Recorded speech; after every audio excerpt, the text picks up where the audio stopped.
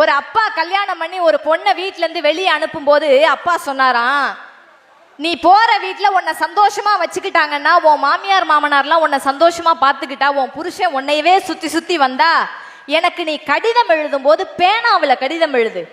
நீ ரொம்ப சந்தோஷமா இருந்தா பேனாவுல கடிதம் எழுது. நீ ரொம்ப கஷ்டப்பட்டனா, உன்னை அவங்க யாருமே மதிக்கலைன்னா, உனக்கு மரியாதை கொடுக்கலன்னா பென்சில்ல கடிதம் எழுதுன்னு ஒரு தகப்பன் சொல்லி அனுப்புறாரு ஒரு பெண்ணை. ஒரு 6 மாசம் கழிச்சு கடிதம் வருமா வருமா வருமானு காத்துக்கிட்டு இருக்காரு. மகள் கிட்ட இருந்து இப்ப அப்பாவுக்கு கடிதம் வருதுங்க. இந்த ஒரே ஒரு விஷயம்தான் ஆண்கள் இன்னமும் இந்த உலகத்துல உயிரோட வாழ்றதுக்கு காரணம். கடிதம் அனுப்பின உடனே அப்பா அந்த கடிதத்தை ஆவலா பிரிக்கிறாரு. என்ன சொல்லி அனுப்பியிருந்தாரு? சந்தோஷமா இருந்தா பேனாவில எழுது, நீ கஷ்டப்பட்டா பென்சில்ல எழுது, அப்பா புரிஞ்சுக்குவேன்னு சொல்லி அனுப்புனாரா இல்லையா? நம்ம பொண்ணு பேனாவில எழுதியிருக்காளா பென்சில்ல எழுதியிருக்காளான்னு ஓபன் பண்ணி அப்பா சந்தோஷமா பாக்குறாரு. பொண்ணு பேனாவில கடிதம் எழுதியிருக்கா.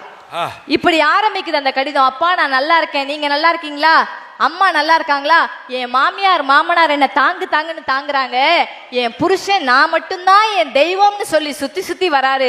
எனக்கு இந்த வீட்டுல எந்த குறையுமே இல்லப்பான்னு சொல்லி கடைசி வரையில் அந்த பொண்ணு இப்படி நிறைவு செய்யறா. என்ன தெரியுமா?